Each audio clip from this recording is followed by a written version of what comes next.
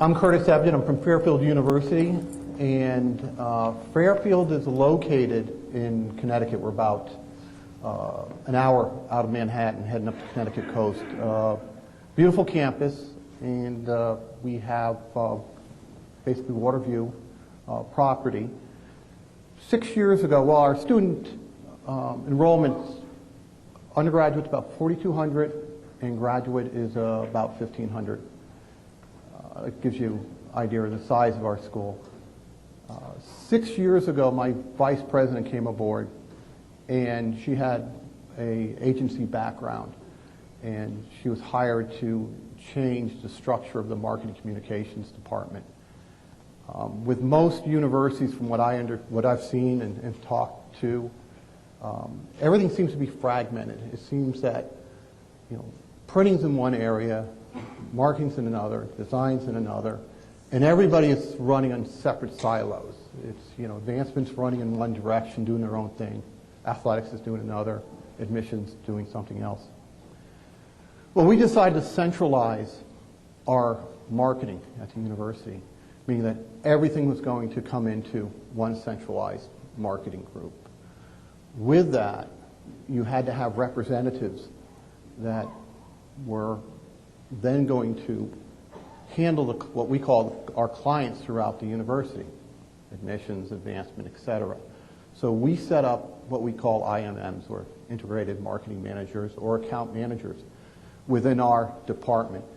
They were the representatives of these different groups and would go out, and they were feelers that would bring in what needed to be brought into marketing and communications. Now, marketing communications, we are broken up into many different service areas. At the time, it was called printing and graphics. I came on 5 years ago. We changed printing and graphics, because printing and graphics, everyone just thought we were a copy center. So I came on, my background is creative. I've run an agency for 25 years, and it's strictly design, and I've dealt with nothing internal, everything was external print.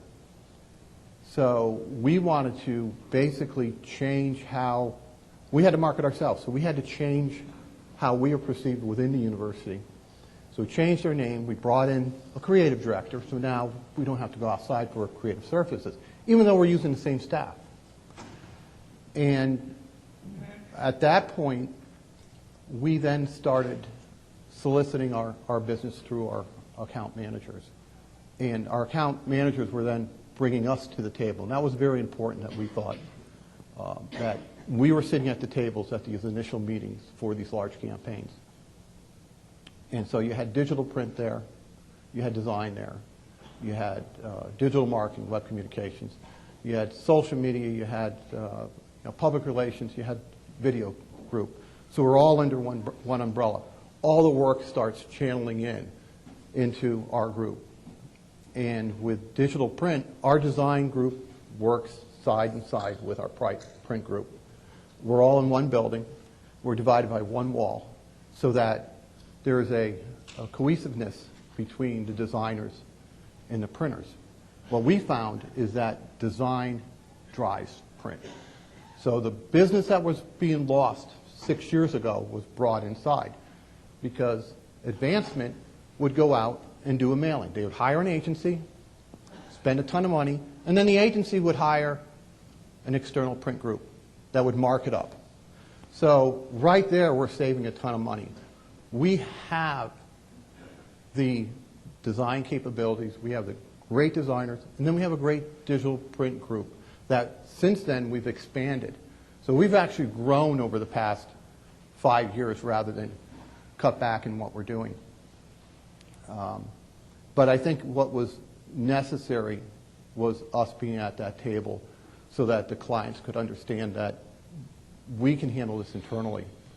And I think it's been successful. Now, this past year, it's say that everything isn't peaches and cream. We have been audited. We've had an outside group this past year come to us and say, we can do better than you.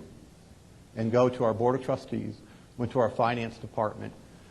And like you're saying, you had to be prepared for that. So here comes out the book. Well, the book proved that, first of all, one of our goals that we set 5 years ago, and 6 years ago we were in the red. Since then we've been in the black. This past year, we're not supposed to make money.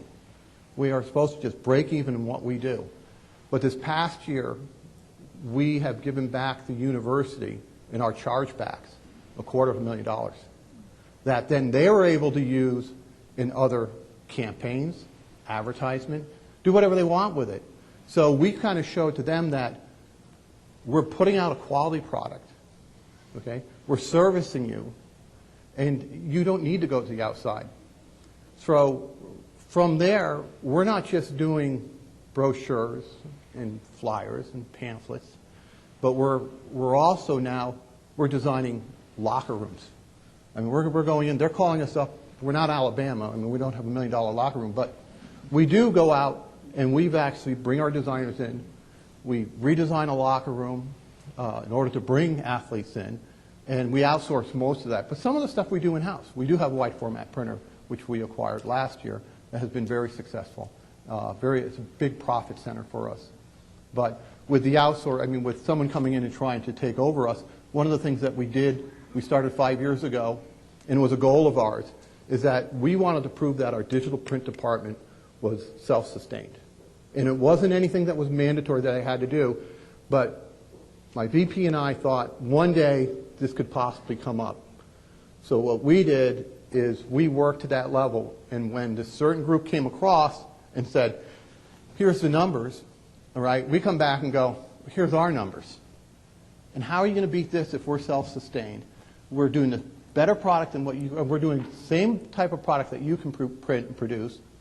We're controlling all outside printing, so we're doing all forms of bidding. We do 3-part biddings for anything over $2,500, but we control everything. And what was important is that we controlled the branding and we controlled the mission, and that was key for us. But when we threw down our numbers, of course, they come back a month later and redid their numbers. So, and when they redid their numbers, I kind of just sat there and go, are you going to guarantee those numbers? And of course they said no. So it's like you were saying, they're going to get in, and once they eliminate you and they can get in, that's when the university is going to have problems. So, I mean, that's basically it in a nutshell. That's great, sir. Curtis, I'm going to hand the remote over to Tammy, and just mention, Curtis, who is your sponsor for this? Xerox is, and all our in-plant printing, all our equipment is Xerox. So, and we also have WebCRD, which is RSA, which is our software solutions, and we're looking into other means moving forward too. Thank you. Mm-hmm.